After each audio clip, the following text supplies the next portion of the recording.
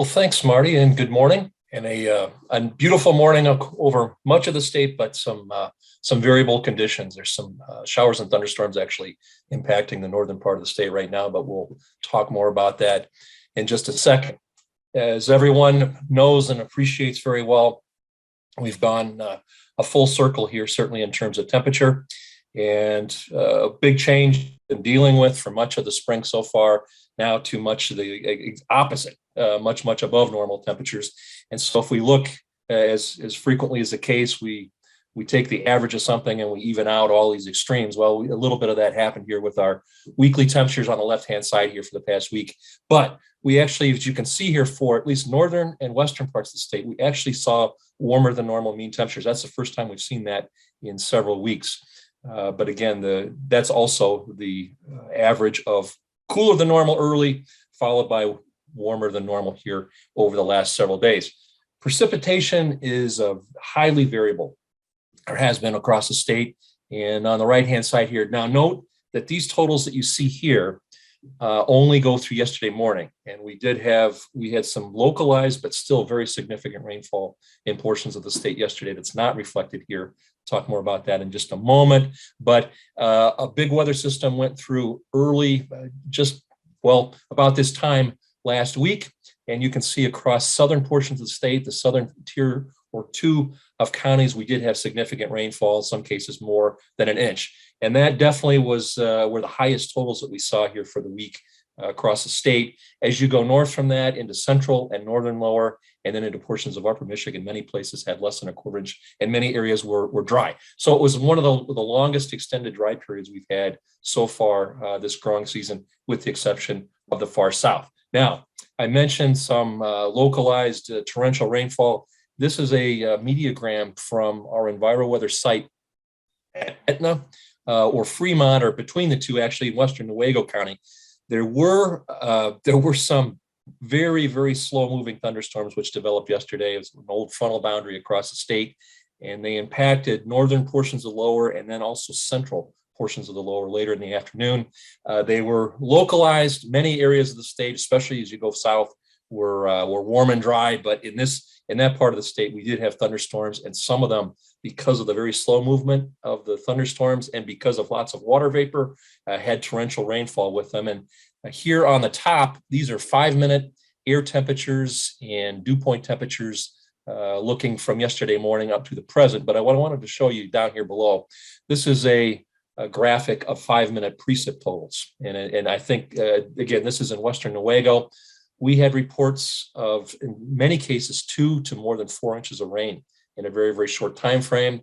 Isabella County was one of the counties hit, but also Newaygo and into Oceana had, again, very localized, but very, very significant rain. And you can see that here in the green bars and remember, these are 5-minute totals. And if you can see well enough here on the left-hand side, some cases we're getting 4/10, almost a half an inch of rain in 5 minutes. For Michigan, that's near top end of what we would expect to see climatologically here. At this particular site, we had about 2.3 inches of rain in just an hour. And again, that is on the very, very upper end of what we would ever see in our climate. And some spots, again, in portions of Isabella County, for example, there was even more rain than that. But it was generally localized. Most areas had little or much less than that, or remained dry.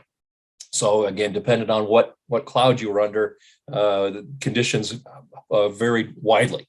With soil moisture, as a result of what we saw here in the last couple of graphics, again with scattered precip, some areas remaining dry, we are still, in terms of the entire profile, the 3 feet of top profile of soil, we're still above normal where we typically are this time of the year. But very, very importantly, given the extended dry period, given temperatures in the 80s, in some cases at 90, low humidities, we have had reference evapotranspiration or potential evapotranspiration rates now above 0.2 of an inch per day for the last 2 or 3 days. In some cases, I did see some approaching a quarter of an inch. That's very unusual for the middle of May. That's something we see later on, late June into July and August. So very, very high evaporative demand here. So the point is, and the bottom line is here, we have seen, especially in those areas that have been dry, very, very, very rapid drying. And I'm sure you've experienced that too. We don't see swing again, from too much water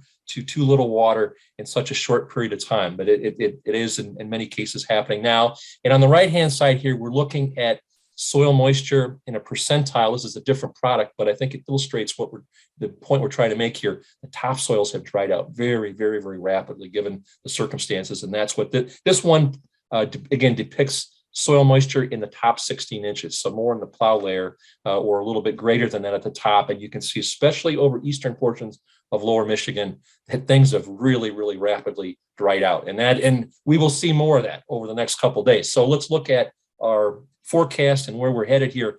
This morning on the weather map, quite a bit going on, but most of it is to our west. We have still southeasterly flow. And interestingly enough, as we look at the map here, first I'll start with the radar here. There is a line of showers and thunderstorms that's just now moving through eastern upper and into the far northwestern lower. That's a remnant of actually severe weather outbreak last night, further to the west out in Minnesota and Wisconsin. That's what's left of that. It is moving into drier air. It's moving into more stable conditions. And so it will be weakening, but for the northwestern lower and for the eastern upper, we will be seeing the threat of showers and thunderstorms over the next couple hours. For the rest of the state, another carbon copy of yesterday with relatively few clouds, but definitely warmer than what we saw yesterday. Highs today well into the 80s, at least 20 degrees above normal. That will also be the case tomorrow. We could see in some places, especially where it's dried off a little bit, we could see highs up near 90. And that would be, for some spots, it would be near record levels, at least for the date. Some cases, the warmest it gets, or it has been during certainly the middle of May before. So we're way up at the end, at the top end of that. It will depend on, again, how many clouds. On the lower right-hand side here, looking at the satellite, because of this convection now coming into northwestern lower, lots of clouds up there that will delay or suppress the warming. But in southern parts of the state, I think with more sunshine, we will rapidly warm into the 80s here for much of the afternoon to set the stage for an unusually warm and dry couple of days. By tomorrow morning, not much change on the weather map. The upper air flow, jet stream flow across North America right now includes a big trough out east, one over the far southeast, and then in between here, we've got a big upper air ridge with strong southwesterly flow, southwest to northeast, across the Midwest and across Michigan. And as a result of this, these weather features you see here, like this big area of low pressure up along the US-Canadian border and these frontal systems, they're parallel to the flow aloft. They're not going to make, at least not going to make rapid progress towards the east. So tomorrow, again, a very, very similar day to today with unusually warm and dry conditions. And then finally, by Saturday morning, you can see that frontal boundary does get a little bit closer, but now it's actually drawn here as a stationary front with little or certainly less movement than we saw before. But Saturday it is expected that ultimately, because of another approach of an upper air weather disturbance here in the weekend, that we will see finally that system make it into Michigan. Best bet right now, I think, is during the day on Saturday into the overnight hours into early Sunday. And with that, that's the next best chance for anything in terms of, and we'll call it widespread with a quote on it, because I think most areas will see some precipitation with that, showers with some embedded thunder showers, and it doesn't look like anything major. It's a relatively weak system, but it's the next best chance, I think, again, for widespread rainfall that we'll see.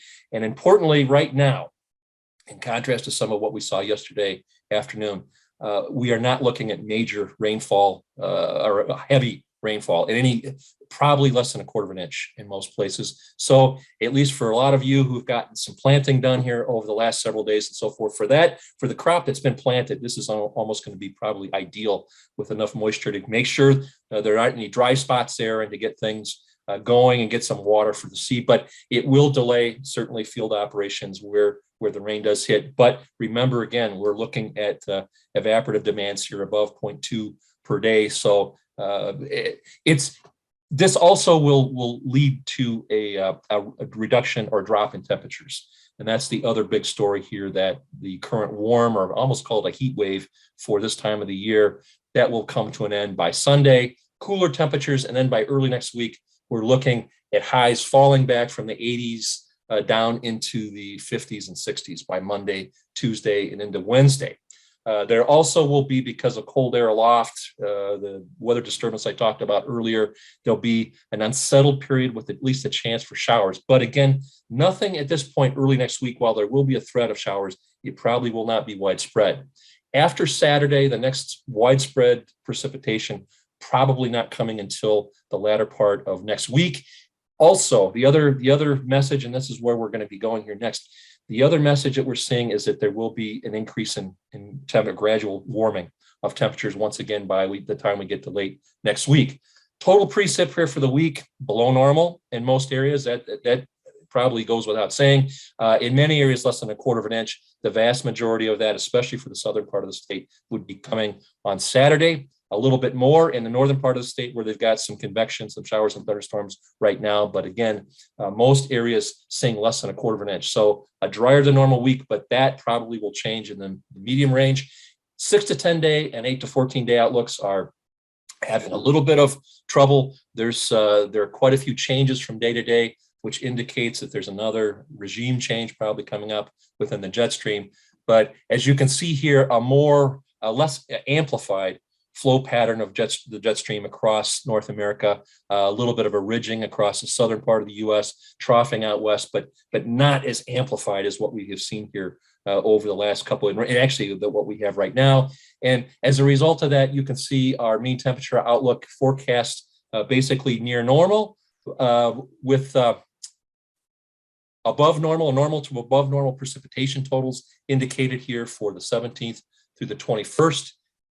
Some similarities, but note here that this warmer than normal area to our south, which is a good bet. I think this is a relatively low confidence outlook, I think, given the changes that we've seen over the last couple of years, a couple of runs, a couple of days. But it does mostly point towards warmer temperatures with time as we move into late May. And I also, the one thing I'm also seeing the trend here as well, there has been a trend towards more precipitation, or at least more frequent chances of precipitation. So normal to above normal temperatures and precipitation, I think, even though the confidence is somewhat low, given the uncertainty here, I think that that's the direction we're headed for late May. And back to Marty's comment about the scab, it's something we'll have to watch. Obviously, that's a bit of a concern here as wheat begins to move into those periods of vulnerability to the fungal diseases. So the warm and wet scenario, at least right now, that's what some of the outlooks suggest. And with that, I'm going to wrap up here again, just with a real quick review. Unusually warm here for the next few days, but our warm spell does come to an end by late in the weekend and early next week. Drier than normal, but we will see some rain today in the north. And then again, statewide, the best chance on Saturday, maybe some scattered activity here early next week. And as you just saw in the medium range, after a cooler than normal start to the week next week, we'll probably see some gradual moderation back up to at least, if not above normal, by the weekend out. And with that, I will wrap up here and introduce our speaker for next week, the 19th of May, and it's a return performance. Dr. Kurt Steinke will be with us again, and Kurt is going to be talking about side dressing nitrogen in corn next week. So don't miss that. Again, that's a week from today, next Thursday. And with that, I'll turn it back over here to Phil or Eric. Thanks.